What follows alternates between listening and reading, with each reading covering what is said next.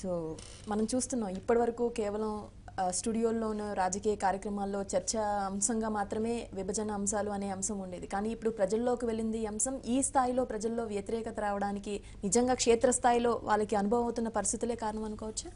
అంటే తప్పనిసరిగా జరగాల్సింది ఏం జరగలేదు, పెద్ద పెద్ద మాటలు తప్ప అనే అభిప్రాయం బలంగా ఉంది. అభిప్రాయం కాకుండా వాస్తవాలు కూడా కనిపిస్తున్నాయి. రెండవది, ఇది వరకు ఏ కారణాల వల్ల అయితే కాస్త మెత్తగా మాట్లాడిన ముఖ్యమంత్రి లేకపోతే రాష్ట్ర ప్రభుత్వం కూడా మాకేం రాలేదనే ఒక వాస్తవాన్ని అంగీకరించాల్సి వచ్చింది. కాబట్టి ఈ పరిస్థితుల్లో చదువుకున్న వాళ్ళు పెరిగారు, ఇదంతా అయింది. ఆంధ్రప్రదేశ్ చైతన్యవంతమైన రాష్ట్రం కూడా, కాబట్టి రావడంలో పెద్ద ఆశ్చర్యం లేదు. ఇంకోటి ఏంటంటే ఇప్పుడు ఏపీ ఫస్ట్ అనే సంస్థ పెట్టారు, మంచిది, వాళ్ళు చేసే కృషి వాళ్ళు చేస్తారు. ఇప్పుడే పౌర సమాజంలోకి పోయింది అనేది కూడా కాదు. నిజానికి విద్యార్థులు వీళ్ళందరిలో మీ ఛానల్స్ అన్ని చర్చలు చేస్తున్నప్పుడు కానీ లేకపోతే అన్ని సందర్భాల్లో కూడా అది వ్యక్తం అవుతుంది. దానికి రాష్ట్రంలో ఉన్న ప్రధాన రాజకీయ పార్టీలు, ఎందుకంటే పార్టీ అంటే పార్ట్ అనమాట, సమాజంలో పార్ట్, దాన్ని వచ్చిందే అలా వచ్చింది నిర్వచనం. ఇవి ప్రాతినిధ్యం వహిస్తుంటాయి కాబట్టి అవి తమ పాత్ర పోషిస్తున్నాయి లేదనేది ఇక్కడ సమస్య. అందుకని పౌర సమాజం రావడం చాలా మంచి విషయమే. ఆ విధంగా విద్యా సంస్థలు, ఇతర కార్యాలయాలు వీటన్నిటిలో కదలికి వస్తే ప్రభుత్వం మీద ఒత్తిడి తేవడానికి వీలవుతుంది. అలా కేంద్రం రాష్ట్రం కూడా తమ పాత్రకు సంజాయిషి చెప్పాల్సిన అవసరం కూడా ఏర్పడుతుంది. రాజకీయ పార్టీలు అనేసరికి మీ పార్టీకి ఏం చేసిందంటే మీ పార్టీ ఏం చేసింది అనేది పరిమితం అవుతుంది. కాబట్టి ఒక విస్తృతమైన చర్చకు అవకాశం ఉంటుంది. ఇప్పుడు జనాలు మాట్లాడుతున్న సందర్భంలో కూడా ఆ రాష్ట్రంలో అది చేశారు, ఈ రాష్ట్రంలో ఇది చేశారు, ఆ రాష్ట్రంలో నితిన్ గడ్కరీ ఉన్నారు కాబట్టి అది చేశారు, రామ్ విలాస్ పాస్వాన్ ఉన్నారు కాబట్టి బీహార్ చేశారు, ఆ స్థాయి వరకు ప్రజల్లో చర్చకి వెళ్ళడానికి నిజంగా బీజేపీ వైఖరే కారణం అనుకోవచ్చా? ఇప్పుడు ముగ్గురు పాత్రధారులు ఉన్నారండి. బీజేపీ ప్రధాన పాత్రధారి, కేంద్రంలో వాళ్ళు అధికారంలో ఉన్నారు. ఒకటి వాళ్ళు మేమే తెచ్చాము, మేమే అడిగాము, ఎవరికి తెలియనప్పుడు అని చెప్పింది వాళ్ళు అమలు చేయలేదు. చేయకపోగా అంతకంటే మెరుగైంది ప్యాకేజ్ అని చెప్పారు, ఆ ప్యాకేజీ కూడా అమలు చేయలేదు. చేయకపోగా మేము అది చేసాము ఇది చేసామని చిన్న చోటా బీజేపీ నాయకులు కూడా ఏదో తమ జేబులోంచి తీసిచ్చినట్టుగా వాళ్ళు మాట్లాడుతున్నారు. రెండవది మాకు లెక్కలు చెప్పలేదు అంటున్నారు. ఇవన్నీ కూడా కేంద్రము లేదా బీజేపీ ఆంధ్రప్రదేశ్ మీద ఏదైనా మాట్లాడొచ్చు అనే ఒక ధోరణి రావడం అనేది అది ఒక కేంద్రీకృత నిరంకుశత్వాన్ని సూచిస్తుంది. ఇది ఆంధ్రప్రదేశ్కే పరిమితం కాదు, మొత్తం మోడీ వచ్చిన తర్వాత ఒక విధమైన కేంద్రీకరణ ధోరణి, ఏక వ్యక్తి వ్యవహారం బాగా పెరిగింది. మోడీత్వ కమ్ హిందుత్వ పాలనలాగా సాగుతుంది. దీంతో ఇప్పటివరకు తెలుగుదేశం పార్టీ ఇప్పటి వరకు కాదు, ఇప్పుడు కూడా మిత్రులు కొంతమంది మళ్ళీ చంద్రబాబు రావాలని వాళ్ళు తప్పకుండా కోరుకోవచ్చు. తెలుగుదేశం వాళ్ళు అక్కడున్న వాళ్ళు వాళ్ళ అభిప్రాయాలు వాళ్ళకు ఉండొచ్చు. కానీ ఇక్కడ ఇది కేవలం ఏదో మోడీ వర్సెస్ చంద్రబాబు అని, మోడీకి ఏదో చంద్రబాబు మీద ఆసక్తి లేకుండా చేస్తున్నారు, అలా వ్యక్తిగతంగా చూడడానికి అవకాశం లేదు. ఎందుకంటే కేంద్ర రాష్ట్రాల్లో నిన్న పవన్ కళ్యాణ్ కూడా చెప్తున్నారు ఎన్డీఏ ప్రభుత్వాలే ఉన్నాయి. మనం గుర్తించాల్సింది ఒకటే ప్రభుత్వం ఉన్నా వాళ్ళు చేయడం లేదన్నది ఇక్కడ ముఖ్యం. ఇక రెండవది మన మిత్రుడు రామారావు గారితో సహా ఈ ప్రత్యేక హోదా ఒక మేనియా కానే కాదు, అది చాలా నిర్దిష్టమైనటువంటి ఒక హామీ. అప్పుడు మన్మోహన్ సింగ్ చెప్పింది ఏంటంటే విభజన చేయడం ద్వారా మేము తెలంగాణకే కాదు ఆంధ్రప్రదేశ్ పట్ల కూడా మా బాధ్యత నెరవేరుస్తామని చెప్పడం కోసం మేము ఇది చేస్తున్నామని వారు చెప్పారు ఆ రోజు. దాన్ని వీళ్ళందరూ కూడా బలపరిచారు. ఒకవేళ చట్టంలో లేకపోతే మీరు చట్టంలో మీరు పెట్టండి, ఎవరు ఆపారు? పెట్టకుండా 4 ఏళ్ళు ఎందుకు ఆపారు? కాబట్టి ఈ ప్రశ్నలన్నీ ఉన్నాయి. బాధ్యత రాహిత్యాన్ని చూపిస్తుంది. ఒకటి నిజం, బీజేపీకి రాజకీయంగా ఆంధ్ర తెలంగాణలో తనకేదో వచ్చి పడుతుందనే ఆశ లేదు. కాబట్టి వాళ్ళు ఒక స్పష్టమైన నిరాసక్తత, నిరాకరణ చేస్తున్నప్పుడు అందులో భాగంగా ఉన్నటువంటి తెలుగుదేశం ఇంకా తేల్చుకోలేకపోతుంది. రాజీ లేదు, ఇది క్లియర్ కట్ గా కనిపిస్తుంది. నిన్న పవన్ కళ్యాణ్ వాళ్ళ దాంట్లో కూడా జేఎఫ్సీ దాంట్లో నేను అప్పుడు కూడా అన్నాను, గత వారం మీ దగ్గరికి వచ్చినప్పుడు, ఫ్యాక్ట్స్ కమిటీ కాదు ఇప్పుడు మనకు ఫైటింగ్ కమిటీ కావాలి అని.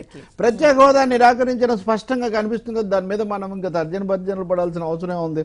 ఇప్పుడు ఆంధ్రప్రదేశ్ ప్రభుత్వం ఒక నివేదిక విడుదల చేసింది. నిన్న జేపీ గారు చెప్పిన చాలా లెక్కలు ఆంధ్రప్రదేశ్ ప్రభుత్వం చెప్తున్న లెక్కల ప్రకారమే ఉన్నాయి. కానీ దీంట్లో ప్రతి చోట ప్రతిదానికి చివరిలో ఏముంటుందంటే assistance requested from the central government అని ఉంటుంది.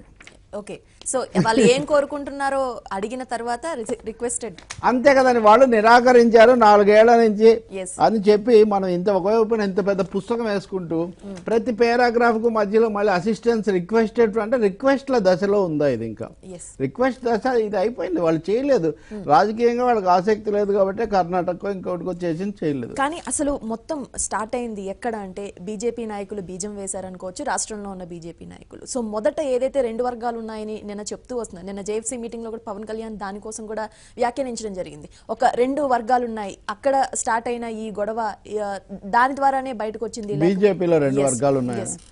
బీజేపీలో 2 వర్గాలు ఉండొచ్చు, లేకపోతే అన్ని చోట్ల కూడా ఇప్పుడు రకరకాల వ్యాపార వర్గాలు రాజకీయాలను శాసిస్తున్న పరిస్థితి కూడా ఉంది. కాబట్టి తమ ప్రయోజనాల కోసం ఏది మంచిది అనుకోవచ్చు. ఇప్పుడు ఈరోజు ఆంధ్రజ్యోతిలో ఆర్కే గారు రాసిన ప్రకారం చూస్తే కూడా ఆయన గతంలో రాసినప్పుడు కూడా నేను దాన్ని చేశాను. వెంకయ్య నాయుడు వెంకయ్య నాయుడు ఉంటే కనీసం వెంకయ్య నాయుడు గారు ఇప్పుడు ఉంటే రాజకీయాల్లో, రాజ్యాంగంలో కాకుండా కొంచెం ఆయన ఒక సమావేశం లాంటిది ఏర్పాటు చేయగలిగేవాళ్ళం.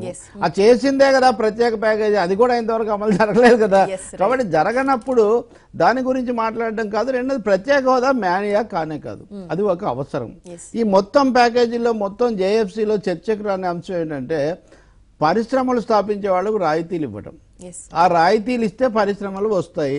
అది ఉత్తరాంచల్ లాంటి వెనకబడిన చోటే 89% పరిశ్రమల పెరుగుదల వచ్చింది, ఉత్పాదకత పెరిగింది, ఉత్పత్తి పెరిగింది. కాబట్టి అది వదిలి దాన్ని ఎలా లెక్క కడతారు మీరు? ఇప్పుడు మీరు పరిశ్రమ పెడితే మీకు రాయితీ ఇస్తారు, నేను పెడితే నాకు ఇస్తారు, దాన్ని ఎలా లెక్క కడతారు? ఈ అంశం తరచూ విస్మరించబడుతుంది మొత్తం చర్చలో. ఇది కోట్లలో లెక్క కట్టగలిగింది కానే కాదు. అందువల్ల అనేక కోణాల్లో ఇంత తీవ్రమైనటువంటి వివక్ష, నిరాకరణ జరిగినప్పుడు రాజకీయ స్పందన ఉండాల్సినంత లేదన్నది చాలా స్పష్టం. ముఖ్యంగా ప్రధానంగా రెవెన్యూ లోటు అంశంలో కేంద్రం మొండికేస్తుంది. మిగతా విషయాల్లో చూస్తాం చేస్తాం అంటున్నా కూడా రెవెన్యూ లోటు విషయంలో రాష్ట్రం పెట్టిన ఖర్చులకి మేమెందుకు చేయాలన్న ధోరణిలో రాష్ట్ర బీజేపీ నాయకులు, మీరు అన్నట్టుగా చిన్న చిన్న నాయకులు కూడా మాట్లాడుతున్న పరిస్థితులు, మీ విలాసాలకి, మీ హెలికాప్టర్ల ఖర్చులకి మేమెందుకు పెడతామన్నది. సో నిజంగా ఇంతకు ముందు ఒక పబ్లిక్ లో అడిగినట్టుగా నిజంగా రైతు రుణమాఫీ చేసినప్పుడు ఆ బాధ్యత కేంద్రం తీసుకోవాల్సిన అవసరం లేదంటారా? ఇప్పుడు రైతు రుణమాఫీ హామీలో బీజేపీ కూడా భాగస్వామి కదా, ప్రభుత్వంలో వాళ్ళు కూడా ఉన్నారు. కాబట్టి కుదరకపోతే వాళ్ళు అప్పుడే చెప్పు ఉండాల్సింది కదా. రెండవది, ఇప్పుడు రెవెన్యూ లోటు కింద ఆంధ్రప్రదేశ్ అడుగుతున్న దాంట్లో రైతు రుణమాఫీ కలపలేదు. ఇతర సామాజిక పెన్షన్లు అవి ఇవి కలిపి వాళ్ళు అడుగుతున్నారు తప్ప అవి అసలు ప్రణాళికా సంఘము చెప్పిన మాట, సిఏజీ చెప్పిన మాట 2020 వరకు లోటు ఉంటుందని ప్రణాళికా సంఘం, మీరు చెప్పే 14వ ఆర్థిక సంఘం అని చెప్పినప్పుడు దానికి మీరు ఎందుకు కట్టుబడి లేరు? ఎవరు దీనికి అభ్యంతరం పెట్టడం లేదు కదా. బీహార్కి వెళ్ళి మీకు 1,00,000 కోట్లు కావాలో ఇంకోటి మీరు అడిగిన వాళ్ళు ఇక్కడ ఎందుకు చేయలేదు? నా పాయింట్ ఏంటంటే వాళ్ళని తప్పకుండా నిలదీయడానికి రాజకీయ సంకల్పం కావాలి. పౌర సమాజం రానివ్వండి, మీడియా రానివ్వండి, ఎన్ని వచ్చినా ప్రభుత్వ పక్షము, ప్రధాన ప్రతిపక్షము ఒక తాటి మీద నిలబడి గట్టిగా మాట్లాడాలి. చంద్రబాబు గారు రాజీ లేని అన్నారు, చాలా మరో స్వతంత్ర పోరాటం అన్నారుగా, ఏ రూపంలో చేయబోతున్నారు అనే దాని మీద ఇప్పటికి కూడా ఏం లేదు. వాళ్ళు కనీసం మాట వరుస కన్నా కానీ ఆ మాట అనకపోతే ప్రభుత్వంలోంచి వచ్చేస్తే వస్తుందా లేదా వేరే విషయం. కానీ నైతిక హక్కు ఎక్కడ ఉంటుంది? మీరు అందులో భాగంగా ఉండి ఆ ప్రభుత్వమే చేయలేదంటే ఎక్కడ వస్తుంది?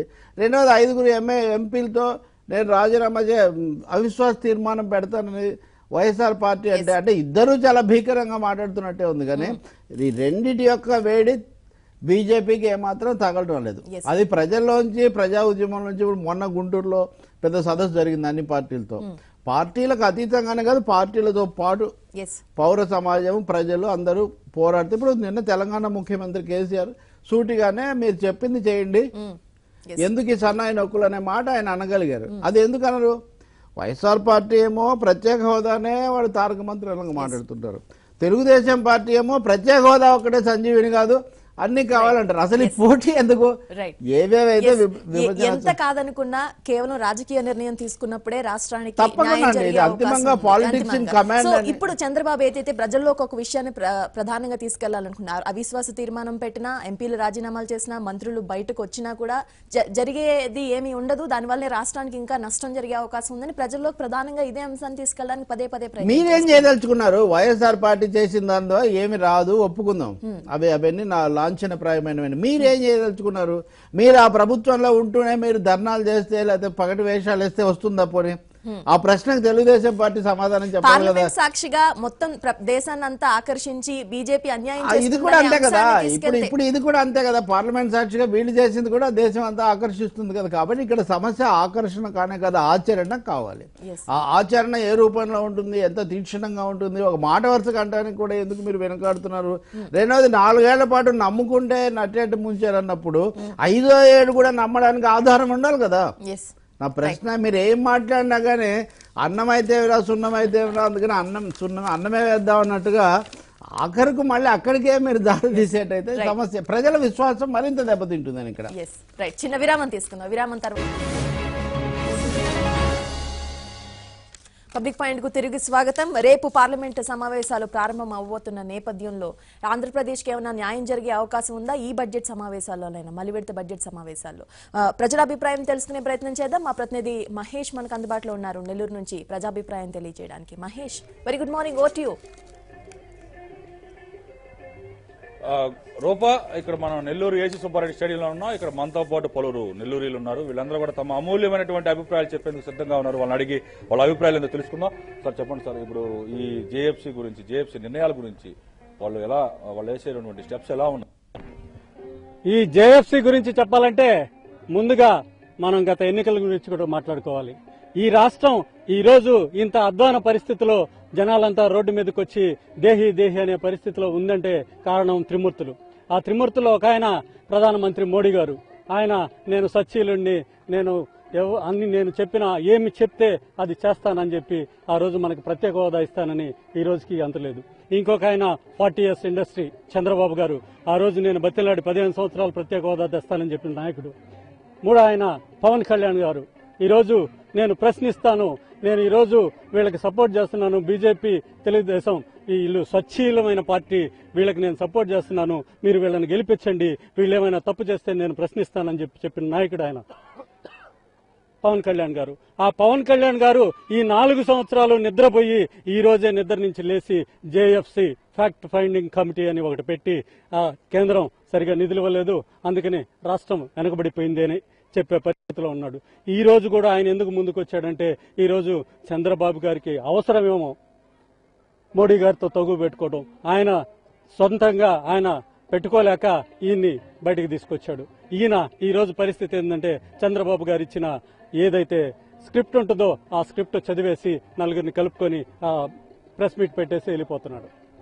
అయ్యా పవన్ కళ్యాణ్ గారు, మీకు నిజంగా చిత్తశుద్ధి ఉంటే మీరు చెప్పారు, మీ ఎంపీలు రాజీనామాలు కాదు మోడీపై అవిశ్వాస తీర్మానం పెట్టొచ్చండి అని చెప్పి మీరు ప్రతిపక్ష నాయకుడికి ఛాలెంజ్ విసిరారు. ప్రతిపక్ష నాయకుడు ఆ రోజే మీరు ఛాలెంజ్ విసిరిన రోజే నేను మోడీ గారి మీద అవిశ్వాస తీర్మానం పెడతాను, మీకు సంబంధించిన తెలుగుదేశం నాయకులు మీరు ఆ రోజు సపోర్ట్ చేస్తే గెలిచిన తెలుగుదేశం ఎంపీల చేత అవిశ్వాస తీర్మానం ఇప్పుడు 21వ తేదీ కదా, 5వ తేదీ పెట్టాలి కదా అని చెప్పి జేఎఫ్సీ నిన్న చెప్పింది. అది తేదీలు నిర్ణయించేది ఒకటి కాదు కదా, తేదీలు ఒకటే కాదు కదా. అవిశ్వాస తీర్మానం అనేది ఇంపార్టెంట్ కానీ తేదీ కాదు కదా, తేదీ ఇంపార్టెంట్ కాదు. 5వ తేదీ నుంచి 27 దాకా గ్యాప్. అవిశ్వాస తీర్మానం అనేది ఇంపార్టెంట్. దానికి నువ్వు ఈ రోజు 10 రోజులైంది జగన్మోహన్ రెడ్డి గారు నేను అవిశ్వాస తీర్మానానికి రెడీ అని చెప్పడం. ఈ రోజు దాకా నీ దగ్గర నుంచి ఒక్క సమాధానం గాని, ఒక్క ఎంపీని కలిసి గాని, ఒక్క పార్టీని కలిసి గాని అవిశ్వాస తీర్మానానికి మీరు సపోర్ట్ చేయండి అని అడిగిన పరిస్థితి ఉందా? మీరు ఆ రోజు ఏం చెప్పారు? మీరు అవిశ్వాస తీర్మానం పెట్టండి, అన్ని పార్టీలను కలిసి నేను మీకు సపోర్ట్ తీసుకొస్తానని చెప్పావు. ఈ రోజు దాకా ఏం చేశావు? ఈ రోజు నిన్న మీటింగ్ పెట్టారు. మొన్న పోయిన పార్లమెంట్ సెషన్ లో జరిగిన ఇదిలో టీడీపీ వాళ్ళు మాకు ఇంతవరకు ప్రత్యేక హోదా కింద ప్యాకేజీ కింద మన రాష్ట్రానికి ఇవ్వలేదని ప్రకటించడం, దాని వెంటనే బీజేపీ రాష్ట్ర అధ్యక్షులు గారు మేము ఇన్ని లక్షల కోట్లు ఇచ్చామని చెప్పడం. సరే, ఈ సంఘర్షణ మధ్య మన పవన్ కళ్యాణ్ గారు ఒక జేఎఫ్సీ అనే ఒక కమిటీని వేసి మన రాష్ట్రంలో ఉండే మేధావులందరినీ సమకూర్చుకొని అసలు వాస్తవ నిర్ధారణంగా ఎంతమంది ఫండ్స్ వచ్చాయి, ఇంకా ఎంత రావాలనే దాన్ని ఒక క్యాలిక్యులేషన్ చేస్తే ఇంతవరకు మనకు ప్రత్యేక ప్యాకేజీ కింద ఇచ్చినటువంటి అమౌంట్ ఏమీ లేదు. ఇప్పుడు ఇంతవరకు మనకి ఇచ్చింది జనరల్ గా రాష్ట్రానికి పన్నుల్లో వాటా కింద ఎంత వస్తున్నాయో అంతవరకే ఇచ్చారు. తర్వాత మేము అది ఇస్తాం ఇది ఇస్తామని ప్రకటించారు, కానీ ఆ ప్రకటించిన దానికి ఎంత అమౌంట్ కూడా ₹1 ఇంతవరకు ఇవ్వలేదని నిధి నిర్ధారణ కమిటీ తేల్చడం జరిగింది. కాబట్టి ఇప్పుడు వాళ్ళు కూడా జేఎఫ్సీ వల్ల ఉపయోగం ఉందని మీరు అనుకుంటున్నారా? ఈ జేఎఫ్సీ వాళ్ళ స్టెప్స్ ఎలా ఉన్నాయి దాని గురించి? జేఎఫ్సీ వల్ల రాజకీయంగా ఎట్లున్నా కూడా జేఎఫ్సీ వల్ల అయితే కొంత ఉపయోగం ఉంది. ఎందుకంటే సాధారణ జనాలు కూడా ఒక క్లారిటీ వచ్చింది. అంటే దేంట్లో ఎంత ఇచ్చారు, ఇంకా ఎంత ఇవ్వాలి, అసలు వాస్తవం ఇచ్చారా లేదా. వాళ్ళందరూ ఏంటంటే మేము ఇచ్చాము, చంద్రబాబు నాయుడు మొత్తం తిన్నాడు అంటున్నారు. దేనికి తిన్నారు అది కూడా చెప్పాలి కదా. తింటే అన్ని లెక్కలు ఉంటాయి కాబట్టి ఎక్కడ నిధులు దుర్వినియోగమైనాయి, ఎక్కడ పోయినాయి అనేది కూడా ఇప్పుడు దాంట్లో కొంత వాస్తవం అనేది అర్థమైంది. దానికి వాళ్ళు సమాధానం చెప్పాల్సిన అవసరం కూడా ఉంది. ఈరోజు రాష్ట్రం ఏ పరిస్థితుల్లో ఉందంటే పేదవాడికి పని లేదు, మధ్యతరగతి వాడికి వ్యాపారం లేదు. ఈ భారతీయ జనతా పార్టీ మనకు చేసిన వాగ్దానాలను ఒక్కటి కూడా మనకు ఇవ్వలేకపోవడం కాకుండా ఆ రోజు మనకు ప్రత్యేక హోదా ఇస్తానని చెప్పి ఆ రోజు నరేంద్ర మోడీ గారు మన ఆంధ్రప్రదేశ్కు వచ్చి ఆయన మనకు మాట ఇవ్వడం జరిగింది. కానీ ఈరోజు ఈ యొక్క పరిస్థితుల్లో చూస్తుంటే రాష్ట్రం చాలా డెవలప్ అయిపోయిందని చెప్పేసి నరేంద్ర మోడీ గారు చెప్తున్నారు. కానీ ఇక్కడ ఈ ప్రజల పరిస్థితి చూస్తే ఈ రోజు చాలా దారుణంగా ఉంది. ఇన్ని 50 సంవత్సరాల నుంచి ఈ స్వతంత్రం వచ్చిన తర్వాత ఇంత అధ్వానమైన పరిస్థితి ఆంధ్రప్రదేశ్లో ఎప్పుడూ లేదు. దానివల్ల ఈ పార్టీలు అన్ని పార్టీలు కూడా కలిసి ఈ యొక్క ప్రత్యేక హోదాకి పోరాడాలని చెప్పేసి మేము ప్రజలందరం కూడా కోరుకుంటున్నాం.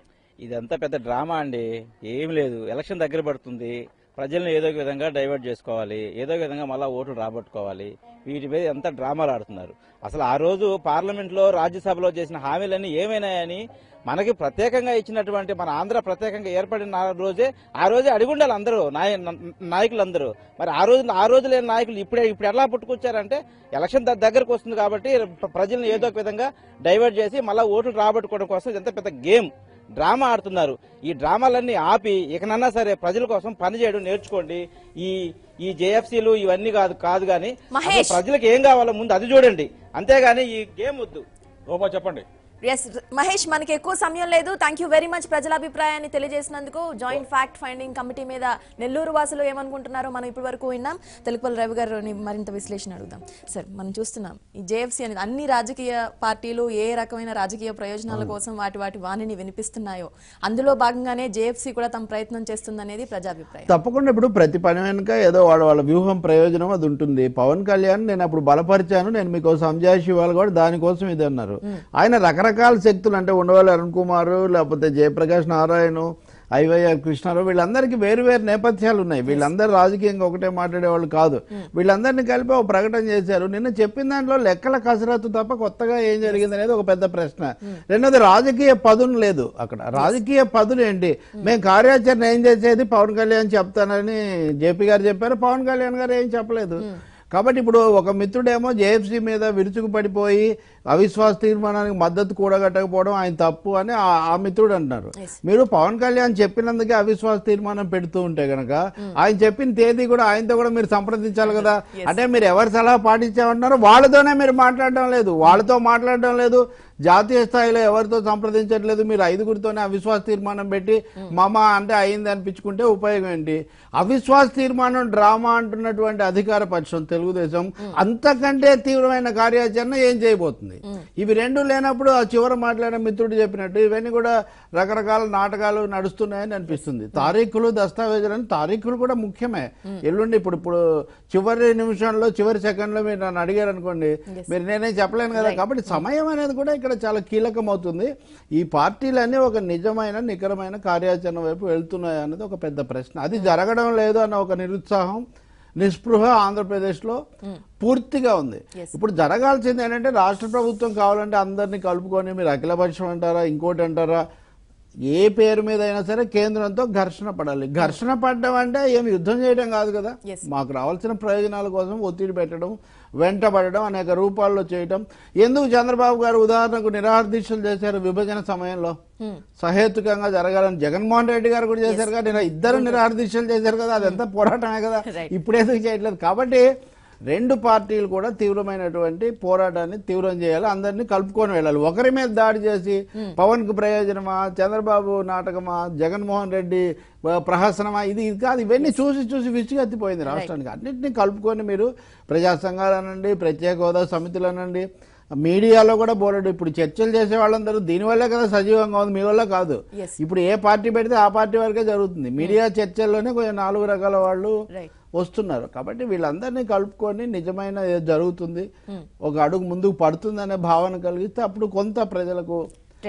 జగన్మోహన్ రెడ్డి మాట్లాడుతూ కూడా సో ఈ రాజకీయ ప్రయోజనాల్లో భాగంగానే అనుకోవచ్చు మీరంటారు దాన్ని బట్టి. సో ఏదైతే ఆయన వ్యూహం అయింది, ఆయన కూడా కేంద్రంతో సూటిగా ఘర్షణ పడడానికి ఆయన సిద్ధంగా లేదు. చంద్రబాబు నాయుడు పార్ట్నర్ పవన్ కళ్యాణ్ నేను నా 5 మందితో నేను అవిశ్వాసం పెడతాను, 20 మంది కూడా అవిశ్వాసానికి మద్దతు ఇచ్చేలా మీరే మధ్యవర్తిత్వం చేయాలి అడిగారా? మీరు వచ్చి మాట్లాడండి మరి పవన్ కళ్యాణ్ తో. మీరు మీ ప్రతినిధిలో వచ్చి మాట్లాడుతున్నారా? మీరేం ప్రజల్లోకి తీసుకెళ్ళడానికి మాత్రమే ప్రయత్నం చేస్తున్నారు తప్ప ఇప్పుడు ప్రభుత్వం అఖిలపక్షం పెట్టడం లేదు, అది అది పొరపాటు మీరు కూడా అఖిలపక్షం ఏం పెట్టారు వచ్చి పాల్గొంటున్నారు తప్ప మా అవిశ్వాస తీర్మానానికి మద్దతు ఇవ్వండి అని మీరు కాంగ్రెస్ దగ్గరికి వెళ్ళారా కమ్యూనిస్టుల దగ్గరికి వెళ్ళారా తెలుగుదేశం దగ్గరికి వచ్చారా మీరు కూడా ఏం చేయడం లేదు కదా రెండో తెలుగుదేశం పార్టీ కార్యాచరణ బయట పెట్టలేదు కదా ముఖ్యమంత్రి గారు అధికారికంగా ఎందుకు మాట్లాడారని నా ప్రశ్న ఇప్పుడు మొన్న ఆర్కే గారితో 2 గంటలు మాట్లాడారు ఆంధ్రజ్యోతిలో ఏబిఎన్ ఆంధ్రజ్యోతిలో కార్యాచరణ ప్రణాళిక ఏమైనా ప్రకటించారని నేను అడుగుతున్నా అయినా నేను నిలదీస్తాను ఏదైనా ఎంతవరకు అయినా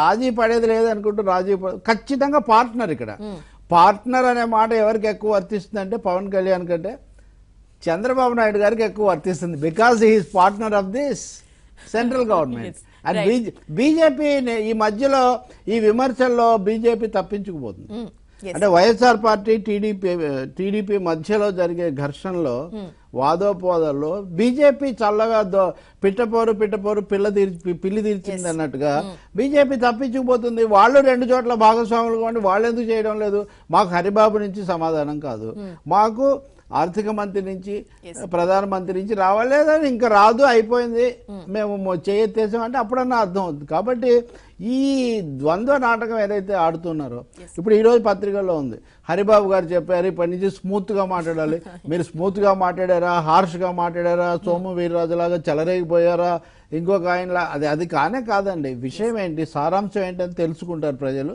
అది జరగలేదన్నప్పుడు ఎవరి మీదైనా వీళ్ళు సరిగ్గా వ్యవహరించలేదని దానికి తగినటువంటి గుణపాఠం చెప్తారని నేను అనుకుంటున్నాను ఏదైతే ప్రజాభిప్రాయం అని మనం అనుకుంటున్నాం ఏదైతే టీడీపీ బీజేపీ నుంచి బయటకు రావాలి అప్పుడే బీజేపీకి బుద్ధి చెప్పినట్టు అవుతుంది అన్న సందేశం ఏదైతే ప్రజల్లోకి వెళ్తుందో దీనివల్ల నిజంగా రాష్ట్రానికి లాభం జరిగే అవకాశం ఉందంటారా మొదటి విషయం ఏంటంటే బయటికి వస్తారా లేదా అందులోనే ఉంటారా అది వాళ్ళ ఇది కార్యాచరణ ఏమిటని నేను అడుగుతున్నాను 4 ఏళ్ళు నమ్మారు ఇవ్వలేదు ఇప్పుడు ఇప్పించుకోవడానికి అదనంగా మీరు ఈ 4 ఏళ్ల నుంచి జరిగిందే మళ్ళీ అవే స్టెప్స్ వేస్తామంటే ఉపయోగం లేదు కదా ఎందుకు నమ్మాలి అనే మీరు నమ్మితే నమ్మండి రాజకీయంగా అవసరాలకు ప్రజలు ఎందుకు నమ్మాలి అనే ఒక ప్రశ్న వస్తుంది అంటే నేను ఈ మాట ఎందుకు చెప్తున్నా అంటే రూపా తరచూ ఏమంటారంటే అందులో నుంచి వచ్చేస్తే ఏమొస్తుంది మమ్మల్ని బయటికి రానిస్తే అందులోకి వైసీపీ టీడీపీ రాజకీయ ఘర్షణలు మీరు చూసుకోండి మీ వ్యూహ ప్రతివ్యూహాల గొడవలు కానీ మీ కార్యాచరణ ఏంటి ప్రజల ముందు వాళ్ళు ఇస్తారా లేదా వేరే విషయం ఇదిగో ఇంత ముందు ఈ కారణం వల్ల ఇవ్వలేదు మేము ఇప్పుడు మేము ఈ పద్ధతిలో వెళ్తున్నాం కాబట్టి తప్పకుండా వస్తుందని మీరు చెప్పగలుగుతున్నారా ఏం చెప్పడం లేదు ఇంకా టీడీపీకి బీజేపీ నుంచి బయటకు రావాల్సిన అనివార్య పరిస్థితులు వచ్చే అవకాశం అది తప్పకుండా వాళ్ళు ఏదో రోజు ఆ చర్చ వస్తుంది కదా వాళ్ళు చెప్పాల్సి వస్తుంది అక్కడ ఉంటే ఇంకా వాళ్ళకు ఆ నైతికంగా రాజకీయంగా రాజ్యాంగబద్ధంగా మాట్లాడే అవకాశం లేకుండా పోతుంది because you are very much part of it